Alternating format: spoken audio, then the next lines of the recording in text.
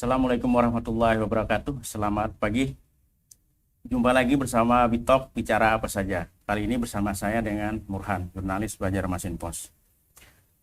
Seperti diketahui, BBM telah mengalami kenaikan.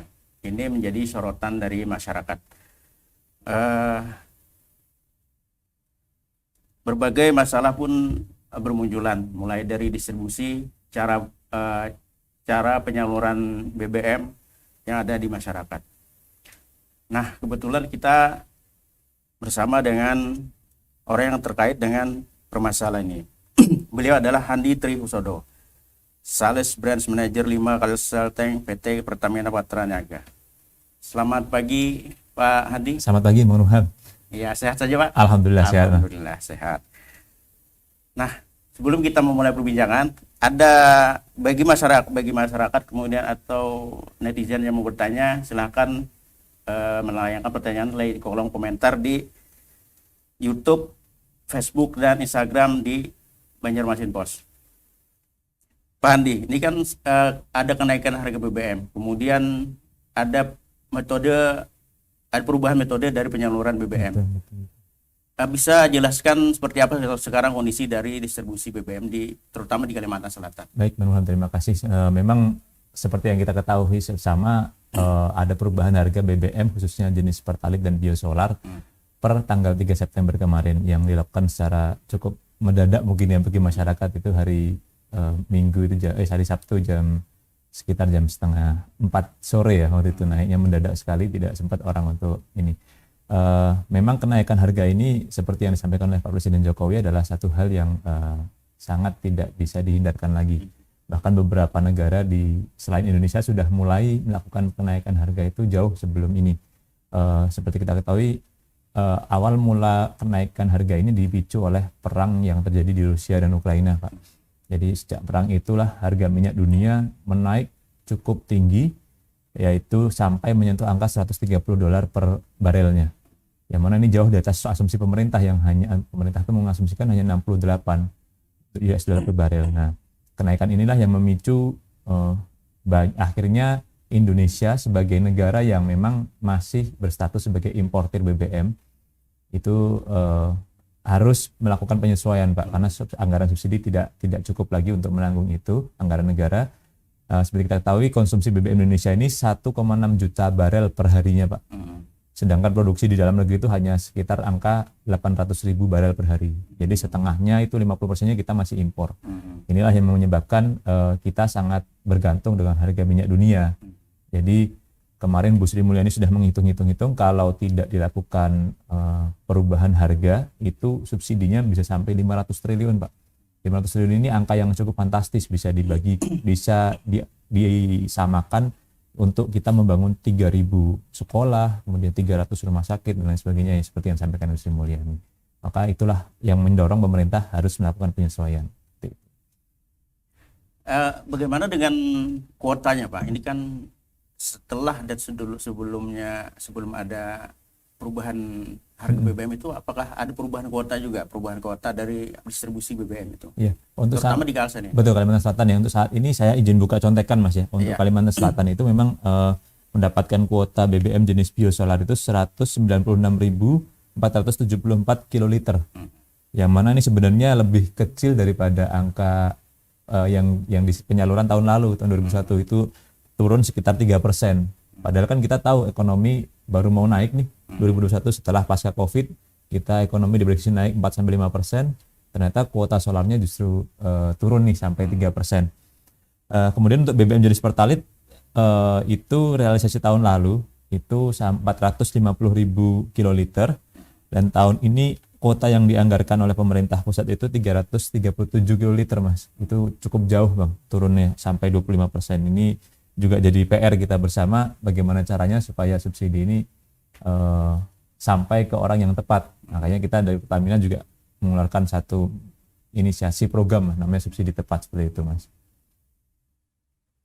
Nah, kemudian kan ada mekanisme baru nih, Ya. yang lagi rame ini kan misalnya My Pertamina itu kan. Ya, betul, itu betul, kan betul. ada ada beberapa hal, misalnya mobil jenis ini yang nggak boleh pakai Pertalite, kemudian harus pakai Pertamax. Mungkin bisa dijelaskan seperti apa itu, Pak? Ya, Bang Burhan, berarti sejak 1 Juli ini kami dari Pertamina sudah memulai istilahnya tahap uji coba dan pendaftaran, Mas.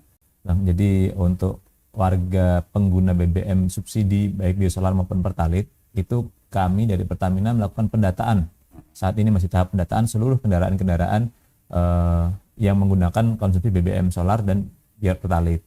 Nah, tujuannya apa? Karena seperti yang disampaikan oleh Bu Sri Mulyani Kementerian Keuangan itu memang 70% pengguna Pertalite itu orang yang sebenarnya dikatakan mampu, mobilnya ini mewah, bagus seperti Alphard, Fortuner, Pajero, bahkan Innova yang baru itu masih banyak juga yang menggunakan Pertalite. Nah, ini yang menjadi concern pemerintah, termasuk halnya di biosolar.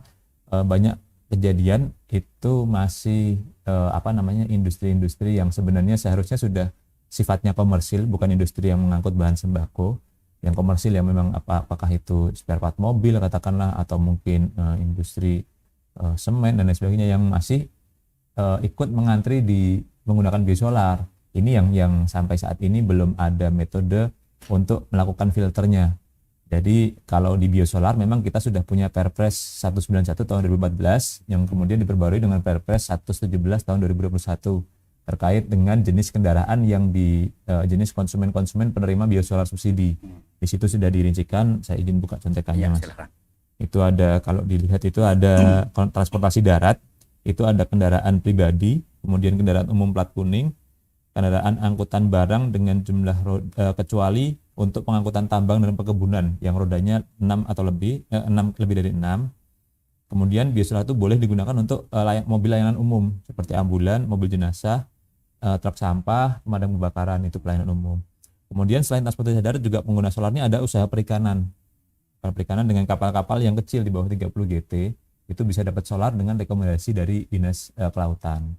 Selain itu juga ada pelayanan umum seperti untuk genset pemerintah, rumah sakit nih, punya genset rumah sakit tipe C, tipe D yang memang kecil, ataupun panti asuhan. Panti jompo itu bisa punya untuk krematorium tuh pembakaran ini, kan mereka juga ini. Kemudian rumah sakit untuk pembakaran sampah limbah infeksiusnya itu bisa pakai solar asalkan dengan rekomendasi setingkat SKPD, misalkan dinas kesehatan ataupun ini. Nah, selain itu juga bisa transportasi air seperti kapal ASDP yang untuk pelayaran itu penyeberangan. Kemudian ada juga usaha pertanian dan UMKM. Nah, ini bisa menggunakan solar asalkan dia menggunakan rekomendasi sesuai dinas. Nah, ini sudah diatur oleh Perpres itu, tetapi memang masih banyak dalam artian celah yang bisa dimanfaatkan di situ. Makanya pemerintah saat ini sedang melalui Pertamina mendata lagi ulang untuk kendaraan-kendaraan pengguna BBM subsidi solar dan Pertalite. Nah, untuk Pertalite sendiri itu sebenarnya belum ada Perpres yang mengatur itu, Bang. Jadi sudah banyak berita yang membahas tentang itu ya, bahwa pemerintah akan melakukan istilahnya pembatasan kendaraan yang boleh membeli subsidi Pertalite, mana yang tidak boleh. Nah, itu sedang dalam pembahasan. Kita masih tunggu dari pemerintah nih, Bang, kira-kira seperti apa pembatasannya ataupun mekanismenya. Kalau itu sudah keluar dengan data yang sudah terkumpul dari pendaftaran pengguna subsidi ini, nanti kita akan lebih mudah melakukan kontrolnya, siapa yang menerima, siapa yang tidak, seperti itu, Bang. Kalau melalui dari aplikasi My Pertalite itu sudah ada juga kan? Iya, namanya apa, pembatasannya, mobil cc segini nggak boleh. Apakah sudah sudah ada juga acuan-acuannya kan? Kadang-kadang ada juga yang kayak gini, mobil baru cuma cc-nya merendah, misalnya ada juga yang mobil lama cuma cc-nya tinggi gitu. Betul. Nah, itu seperti apa itu? Kalau saat ini, Bang, semua mobil yang golongan untuk bensin, Bang, ya, golongan Pertalite itu masih bisa mendaftar ke My Pertamina menggunakan website di tempat itu. Jadi tidak ada kategori siapa yang ditolak, siapa yang menerima kalau untuk Pertalite. Jadi kalau ada teman-teman di pos melihat ada konsumen bawa Alphard ke SPBU nih, terus dia mengeluarkan QR code, itu memang saat ini belum ada aturannya, Bang, masih dalam tahap pembahasan oleh pemerintah. Itu yang nantinya setelah aturan itu keluar, tentu kan dari data itu kan sudah muncul tuh, Bang, CC-nya, apakah tahunnya, kami belum tahu nih bagaimana metode filternya nanti. Nah, saat itu sudah keluar, dari pusat sudah melakukan filter data. Oh, ini kendaraan yang tidak boleh nih, nanti QR-nya akan dimatikan. Akan muncul notifikasi Anda tidak berhak menerima. Seperti itu Bang. Tapi kalau solar memang sudah ada kategorinya tadi kan Bang. Jadi sudah terpisahkan seperti itu Bang. Ini ada juga kan yang dari masyarakat mengenai aplikasi Ya, My betul. Pertamina itu kan kadang-kadang katanya susah mendaftar Iya, gitu kan. betul. Mungkin seperti apa? Mungkin ada solusinya kan misalnya dari Pertamina sendiri. Betul, Bang. Misalnya kalau ada masalah gini harus kayak gini Iya, misalnya. paham Bang. Jadi memang ini sempat jadi polemik di masyarakat ya, pertama kali muncul kemarin. Ditambah banyak beredar influencer yang menurut saya tidak mencerdaskan Bang, justru memperkeruh suasana. Jadi mereka hanya mencari views itu, jadi apa yang heboh digoreng lah, dan itu pun bisa dilakukan di SPBU. Jadi banyak kejadian seperti kemarin saya di SPBU di pelabuhan itu Bang, saya nungguin di sana, ternyata ada banyak sekali, saya tidak bilang ada, banyak sekali supir-supir yang bahkan HP-nya itu yang hanya Nokia kecil itu Bang. Iya. Bahkan SMS saja nggak bisa Bang, dia hanya bisa terima telepon karena tombolnya sudah sangat Poliponik lah. tombolnya poliponik, tombolnya sudah hilang Bang, sudah sangat, itu hanya bisa telepon aja, kontak telepon. Nah itu pun tetap bisa daftar, dan supir itu memberikan testimoni yang baik gitu. Jadi kami di Pertamina membuat posko pendaftaran di semua SPBU. Semua SPBU yang ada di Kalimantan Selatan maupun Kalimantan Tengah itu bisa dilakukan pendampingan pendaftaran di situ bagi masyarakat yang tidak punya HP. Nah, nanti tinggal datang, bawa STNK, bawa KTP, bawa mobilnya, daftarkan di situ, di lokasi-lokasi SPBU itu. Nah, nanti akan dibantu oleh teman-teman SPBU untuk mendaftarkan menggunakan fasilitas yang ada di SPBU. Nah, kalau Pak, saya nggak punya email, nggak punya ini, nggak apa-apa, pakai emailnya SPBU. Nanti Bapak tinggal tanya ke SPBU, setelah proses pendaftaran itu maksimal 14 hari sudah keluar. Maksimal 14 hari. Pak, saya udah lebih 14 hari, silahkan lapor ke SPBU terdekat tadi tempat mendaftarnya. Nanti akan dicek sejauh mana proses pendaftarannya. Seperti itu. Itu yang pertama. Yang kedua, muncul juga, Pak, transaksinya harus pakai aplikasi, harus bayar, katanya ada fee 1.000 per liter transaksi gitu. Kenaikan, wah ini menguntungkan banget kalau memang ada. Ini juga jadi mispersepsi yang ada di masyarakat. Jadi kami sampaikan bahwa untuk transaksi di SPBU itu tetap seperti biasa, Pak. Jadi mau cash, mau non cash terserah, nggak ada masalah. Mau bayar tunai. Jadi pendaftaran subsidi tepat ini sifatnya hanya seperti untuk mendapatkan identitas kendaraan, Mas. Seperti itu Bang. Jadi istilahnya setelah daftar nanti akan dapat QR code. Nah, QR ini seperti halnya KTP-nya mobil lah Bang, bahasanya Bang. Jadi kamu nanti konsumen bisa print QR-nya, disimpan di mobil. Tidak perlu bawa aplikasinya, cukup QR-nya itu ditunjukkan ke petugas SPBU. Platnya sama, dia akan di-scan, masih ada kuotanya, akan dilayani sesuai dengan ketentuan yang ada.